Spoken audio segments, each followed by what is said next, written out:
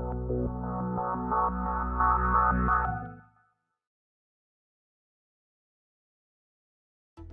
this video, we're going to talk about systems and writing a system for your business.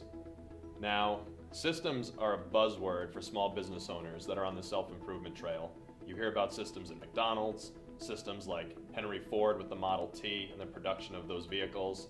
But what really is a system? And how can it really help your business grow? So first off, a system is defined as anything that is a repeatable action that produces a desired outcome. Think of it as a recipe, okay?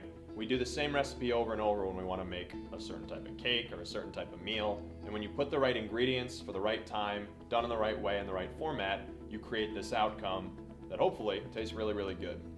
Now, a system in your business is very, very similar. But what most entrepreneurs don't see is they don't see that any part of their business can be systematized. In fact, you can create a system for anything. Think about when you were a student. Think about your study habits. In many cases for a student, study habits are their system of learning. And in many cases, an A student isn't necessarily more intelligent than a C student. The C student might look at them and say, oh, they work harder. But the reality is the A student just has a better system. They have a better discipline. They have better habits. And that's why systems are so important, because systems in many cases dictate the habits that operate and go on in your business. And so the more effective system you can have, the more effective habits you have, the more effective business you can have. Doesn't matter, again, what you're doing.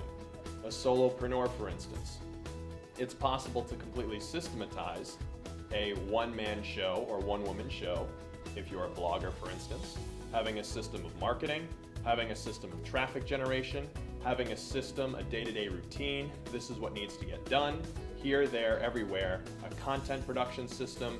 Again, it's a step-by-step formula, a recipe that's going to consistently produce that desired result. And then if you're in a business that has employees, well, absolutely. Now it's just a matter of having a system and then sharing that system.